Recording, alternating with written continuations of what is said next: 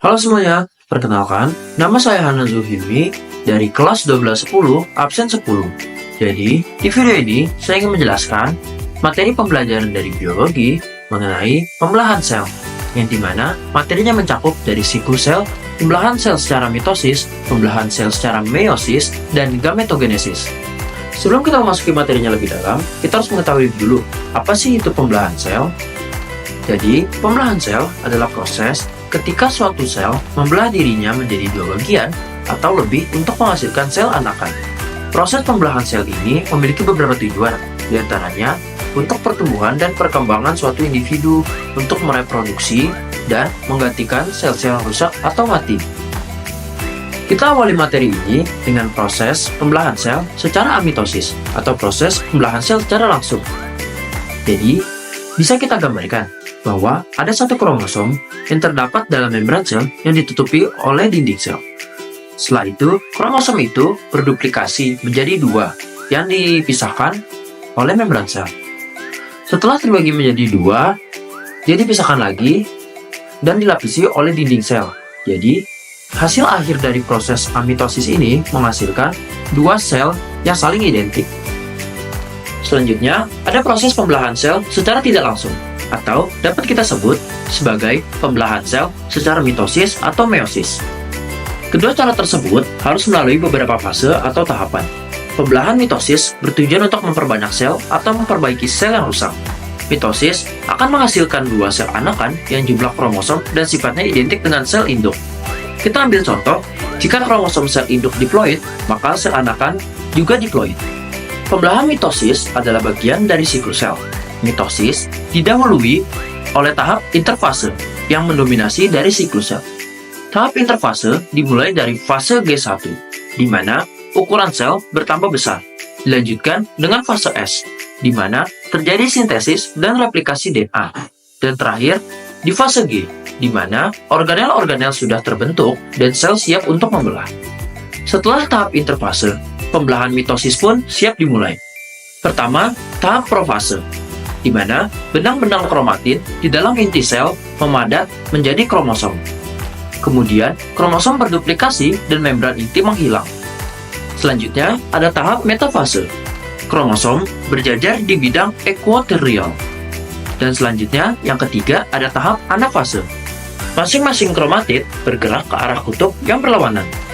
Yang keempat, ada tahap telofase, di mana kromosom di masing-masing kutub kembali menjadi kromatin dan membran inti mulai terbentuk kembali.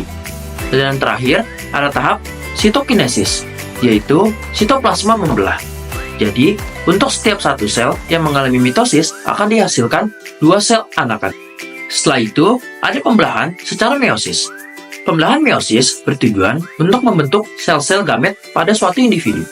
Meiosis terjadi dalam dua tahap, yaitu tahap meiosis 1 dan tahap meiosis 2. Meiosis akan mereduksi jumlah kromosom sel induk menjadi setengahnya. Jika kromosom sel induk itu diploid, maka sel anakannya menjadi haploid. Sifat sel anakan hasil meiosis juga tidak identik dengan induknya, karena terjadi rekombinasi genetik di salah satu tahapannya. Meiosis diawali dengan tahap interfase, di mana DNA bereplikasi, kemudian masuk ke tahap profase 1, yang di mana tahap profase 1 ini merupakan fase terpanjang dalam proses meiosis. Profase 1 terdiri dari 5 tahap. Yang pertama, ada fase leptoten, di mana benang kromatin memadat menjadi kromosom. Yang kedua, ada tahap zigoten, di mana kromosom homolog berpasangan dan membentuk sinapsis. Yang ketiga, ada fase pakiten, di mana kromosom homolog berduplikasi menjadi tetrat. Dan yang keempat, ada proses diploten, di mana pasangan kromosom homolog membentuk kiasma yang memungkinkan terjadinya rekombinasi genetik.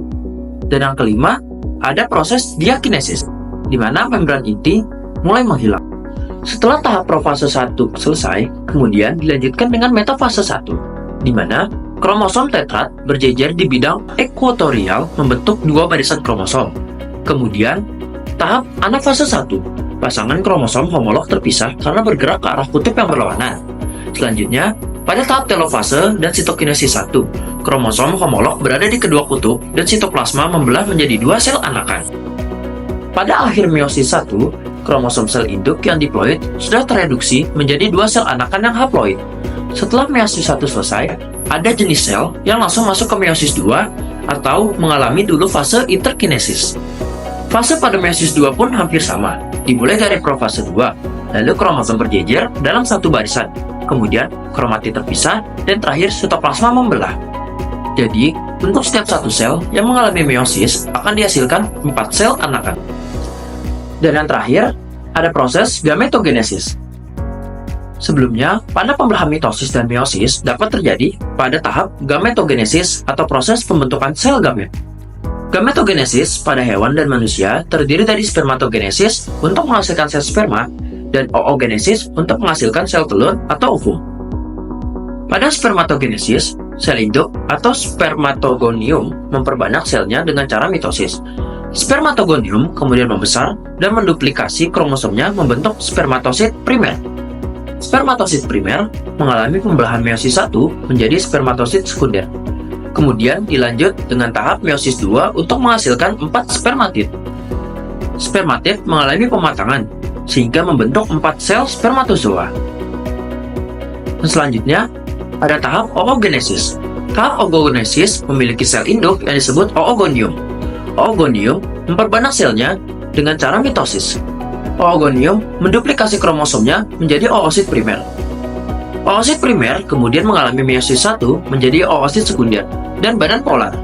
Keduanya kemudian mengalami tahap meiosis 2. Oosit sekunder menghasilkan ootid dan badan polar, sedangkan badan polar menghasilkan 2 badan polar lainnya.